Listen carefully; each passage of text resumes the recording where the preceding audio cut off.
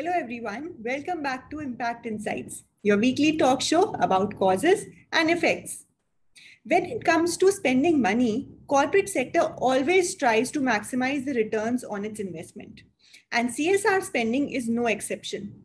While taking the decision, CSR professionals have to answer two important questions. First, where to spend, and second, choosing right implementation partner. If not done carefully, the CSR investment can become a dead expenditure. Regarding the first question, skill development is one such area where CSR expenditure becomes investment. Investment in skills brings long-term benefits for the corporates, society, and economy as a whole. Increased employability of workforce helps in reaping the benefits of demographic dividend in so many ways. Like it helps in increased participation of women in workforce, helps in increased productivity of manufacturing sector due to availability of skilled manpower. Health and services sector expand its share in GDP based on the strength of increased intellectual capital. When it comes to choosing the right implementation partner, NSDC is the most credible partner. They have developed expertise in this space, have collaborated with thousands of skills and training partners to become one-stop shop for all sectors and skill programs. They are working at scale, which is very important given the size of Indian workforce. So Archana, welcome back. Let's continue from where we left off earlier. One of the very important factors in choosing a partner is transparency. What are the checks and balances in place to bring transparency in implementation of projects and ensure credibility of implementing partners? So NSDC, being the apex organization in the skilling space, has created a robust mechanism for monitoring. And when I say robust, I'm talking about the scale. So I'm talking about the length and breadth of it. So if we were to give you a little more information on the breadth, we've got state engagement officers who are NSDC officials in every state. They work very closely with the state skill development missions, also known as SSDMs. They work very closely with the district skill committees, which are led by district collectors, in their states. So that's the breadth that we're talking about. And when you talk about monitoring, all these officials from the SSDM, from the DSC, from the state engagement officers, acronym SEOs, they all get involved in the monitoring for projects that are going on in their state / district / blocks. So there is really no scope of any discrepancies to occur when there are so many layers that are involved in the monitoring process. And of course, NSDC being the headquarters also monitors through its own mechanisms. In addition to that, everything at NSDC is automated. So when there is automation in place and very little manual intervention, there is very little scope for error. Because everything is following a standardized process. It is automated. It is based on algorithms. It is based on what the computer throws up. So there is very little scope for error and low quality, work. The demand is huge and numbers are big. How do you fund these skilling projects and programs? So far, the focus has been PMKVY. And PMKVY 2.0 had an outlay of 12,000 crore rupees. And PMKVY 3.0 has an outlay of about 250 crores. And we have to train about 8 lakh individuals. So in addition to the funds that are provided by the government of India, NSDC is also trying to roll out initiatives of receiving funding from different donor organizations through private sector, through impact investment, through philanthropy, through CSR, etc., to implement training at the grassroots. Because we want to use this knowledge and this robust machinery and this robust, this beast that we've created in the skilling space, where there is an end-to-end project implementation process in place. So why not use the infrastructure that is already available for training at speed, scale, and with quality for other initiatives as well. So now we are actively focusing on announcing to the world at large that, NSDC is ready to partner with you. So please come and partner with us. Please commit your funds to skilling, because skilling is a very important component when we talk about jobs, when we talk about employability, when we talk about employment. So everybody is talking about, how the GDP is going down in the COVID era, how the economy is being impacted. Of course, the mental health of people is also being impacted. But there is a very important aspect that we perhaps are missing out, which is the skills aspect. So if we are able to upskill, reskill, and gain new skills, we will be able to address these concerns that are so pertinent at this point in the COVID era, lack of employability, etc. So this is the time to invest in the skilling space. So, and these are only short-term training courses. They don't span over a long period of time, like a year, 2 years. These are maximum course which spans over maybe 3 months to a maximum of 6 months. So this is the time for people to invest in skilling themselves. This is the time for organizations to invest in the skilling space, so that we can, kind of plug the gaps and plug the concerns that are really emerging in the COVID era and beyond. Though an increasing number of corporates have started spending towards skilling and special education projects, only 1,275 crore of rupees were spent in FY 1920 for this purpose. This is hardly 6% of the total CSR funds spent in that year.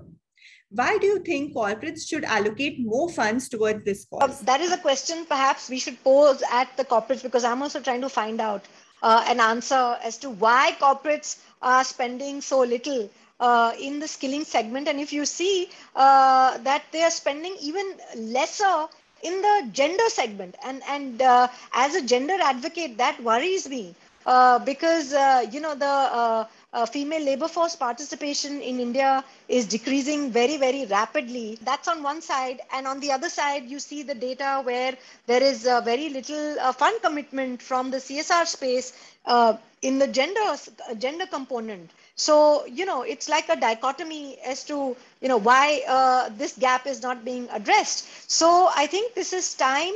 It is time now, through organizations like Josh Community and others, that we reach out to funding organizations and share with them the significance of committing their funds in skilling, because that's what ultimately leads to employability and employment, and that is what will ultimately give us a sort of relief from the woes that we are going through currently.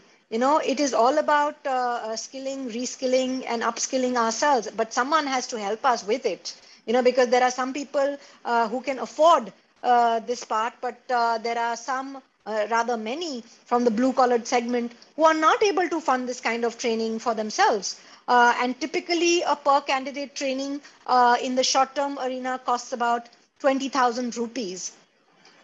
For 3 months to 6 months. And in this 20,000 rupees per candidate, the candidate not only gets trained, but he or she gets an assessment done by the relevant sector skill council, which is the industry body for the particular trade in which the candidate is being trained. Then after assessment, if the candidate and the trainee passes, then the trainee even gets a certificate from NSDC and the Skill India Mission and the Sector Skill Council. So there are a lot of benefits of getting trained through the Skill India Mission, because it has a sort of value and authenticity in the market today. So we really urge donor organizations to come forward and support the skilling initiative, so that people across the country, the youth across the country, are able to benefit from your support. What are your next 3-year targets, and why NSDC can be a preferred partner for any corporate to fund India's dream of becoming the skill capital of the world?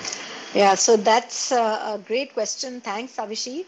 To answer the first part of your question, you asked where do we want to take this partnership in terms of skilling. So currently in CSR, we've got 95 donors, right? And we've got these 95 donors without doing much advocacy of the products and services that NSDC provides in the skilling space. But now from 95 donors, it is a target for us to take it to about 900 donors, in the next 5 years. So 100 donors per year is our target. So if I take even 100 donors per year, it's 500 donors for 5 years. But if I were to look at an exponential growth, then I would look at 900 donors in 5 years. I know it's a tall order, but yeah, that would be the ideal situation. And to answer your the second part of your question as to why would somebody choose NSDC? Since NSDC has been in the business of skilling for the past 5 years, we've sort of mastered the art of it. So it's like if I were to take a brand name, so if it was maybe Amazon, they have mastered the art of delivering online to you. A Zomato, a Swiggy, they've mastered the art of providing delicious food to you at your doorstep, right? Similarly, we being NSDC, being in the business of skilling, we have figured out how this can be done with quality at scale and with speed. What are the deliverables that we can give you in these three parts? The first deliverable that most partners are looking at is accountability, transparency, compliance, and regulatory framework. NSDC is also subject to CAG audit. So there is no way that compliance of any sort can be compromised. So that is a great comfort level for any organization. So if you were also to give me, say, 10 rupees, you would want to know where I am spending that 10 rupees, whether I'm going to, put it in my pocket or I'm going to really use it to help somebody who is in need. So compliance is a very, very integral part of the processes that we have at NSDC, and our compliance is led by benchmarks that we use from the Gazette notifications of Government of India. So when I say Gazette notifications of Government of India, I mean common cost norms, which the Government of India has published, which talks about costs. So all these costs are benchmarked to those costs. So if there is a per hour training cost, we take that per hour training cost from there. If there is a boarding and lodging cost, we take that boarding and lodging cost from there. If there is a stipend cost, we take it from there. So there is no scope for ad hoc and randomness in our costs. And that again is a great comfort to the donor to say that, yeah, NSDC is not coming up with bizarre random costs which are not standardized. Everything for our costs are standardized. That is one. Secondly, our implementing partners, our training partners, there is a standardization process there as well. So we've got an accreditation and affiliation process that every training partner needs to undergo. And what is that accreditation and affiliation process, you will ask? It is a process through which the infrastructure of the training center is checked against different parameters. How's the lab? How's the equipment? How are the classrooms? Are they well ventilated? Is there safety, etc., etc., etc.? And there is a different department which is working on just this, right?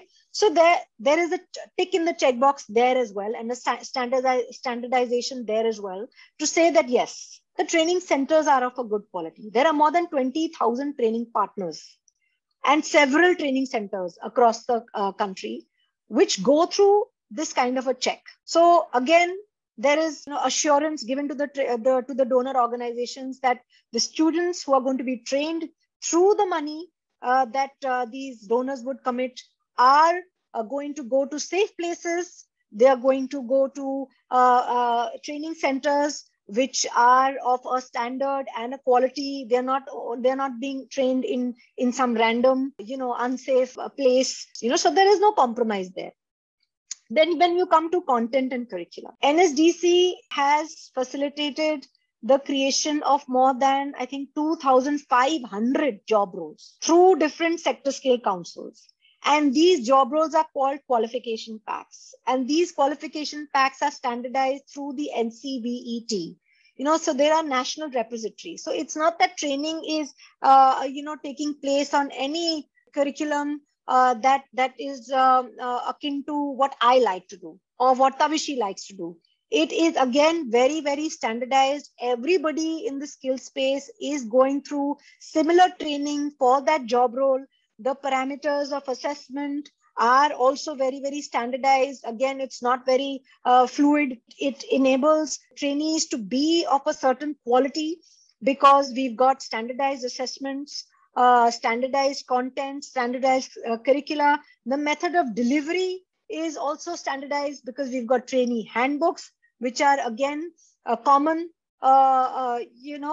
reading material and training material for students. So there is a lot that has been done in the learning, training, content space as well. I think I've touched upon three very important points, which was scale, speed, and quality. And within those points, I have touched upon further sub-points of standardization of content curriculum, of standardization of training centers, trainers, and the most important point, which is compliance and regulatory framework.